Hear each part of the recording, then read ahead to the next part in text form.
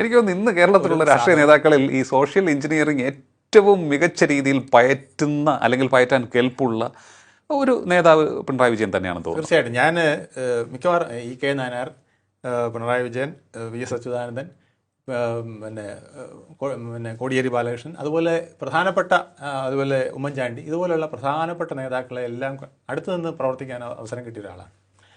എനിക്ക് അതിൽ നിന്ന് മനസ്സിലായി ഇദ്ദേഹത്തിൻ്റെ പ്രവർത്തനം. ഇദ്ദേഹത്തിൻ്റെ 2.5 വർഷം ഇദ്ദേഹത്തിൻ്റെ മീറ്റിങ്ങുകൾ ഞാൻ തന്നെയാണ് നടത്തിയിരുന്നത്. എന്ന് എനിക്ക് നല്ലപോലെ അറിയാം. അദ്ദേഹത്തിൻ്റെ പ്രവർത്തനത്തിൽ ഒരു വ്യക്തിയുടെ ചലനങ്ങൾ വരെ അദ്ദേഹം ശ്രദ്ധിക്കും. ഒരു വ്യക്തിയുടെ ശക്തിയും ദൗർബല്യവും അത് പെട്ടെന്ന് മനസ്സിലാക്കും.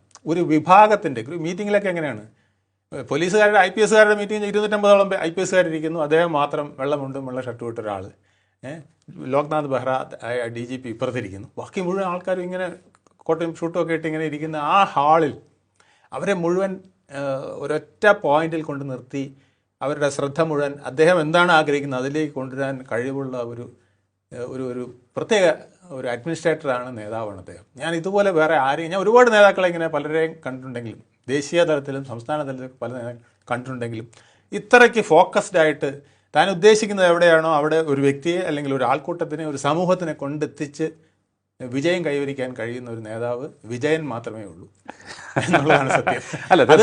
അതുകൊണ്ടാണ് അദ്ദേഹത്തിന് 2ാം ഊഴം കിട്ടിയതെന്നാണ് ഞാൻ വിശ്വസിക്കുന്നത്. തീർച്ചയായിട്ടും അദ്ദേഹത്തിന്റെ ഈ വൈഭവം, അദ്ദേഹത്തിന്റെ ഈ ഒരു, ഇല്ലെങ്കിൽ കേരളത്തിൽ ആർക്കും 2ാം ഊഴം ഒന്നും അങ്ങനെ തലവിര ഇല്ല. അതെ, അദ്ദേഹത്തിന്റെ പിന്നെ പ്രതിപക്ഷവും നമ്മൾ വളരെ പ്രധാനപ്പെട്ട ഘടകമാണ് അതിൽ.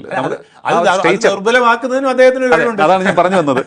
അദ്ദേഹത്തിന്റെ ഈ സ്റ്റേച്ചർ അത് തന്നെയാണ് UDF ഏറ്റവും അധികം ആശങ്കപ്പെടുത്തുന്നത്. അവിടെയാണ് നമുക്ക് അതിലേക്ക് പോകേണ്ട. അതിന് മുമ്പ് നമുക്ക് ഈ ഒരു വിഷയം UDFിന്റെ കാര്യം പറഞ്ഞുകൊണ്ട് ഞാൻ ഒരു കാര്യം പറയാം. ഇപ്പോൾ പ്രതിപക്ഷത്തിന് ഈ 10 വർഷത്തെ ആന്റി ഇൻകംബൻസി, ജനങ്ങളുടെ ഓർമ്മക്കുറവെന്ന് നമ്മൾ പറഞ്ഞില്ലേ, ആ ഓർമ്മക്കുറവിനെ ഓർമ്മശക്തിയാക്കി മാറ്റുന്നത് പ്രതിപക്ഷത്തിന്റെ കഴിവാണ്.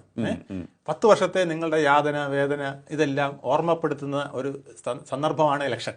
ആ ഇലക്ഷനിൽ അത് ഓർമ്മപ്പെടുത്താൻ ഇവിടുത്തെ പ്രതിപക്ഷത്തിന് കഴിയുന്നില്ല എന്ന് മാത്രമല്ല, ഭരണപക്ഷത്തിന് ഭംഗിയായി അതിനെ കവർ ചെയ്യാൻ ഓർമ്മകളെ മറക്കൂ, പുതിയ ഓർമ്മകളെ, ഇതാ വരുന്നു അയ്യപ്പ സംഗമം. 5 ദിവസം ഉണ്ടെങ്കിൽ 5 വർഷത്തെ 5 ദിവസമായി 5 വിരലുകളായി നമുക്ക് കാണാൻ ഉപമിക്കാമെങ്കിൽ 1, 2, 3, 4 അല്ലെങ്കിൽ 4 വർഷവും ആ ഞടി കൊടുക്കുന്നു. അവസാനം തലോടൽ. ഈ തലോടലിൽ എല്ലാം മറക്കുകയാണ്.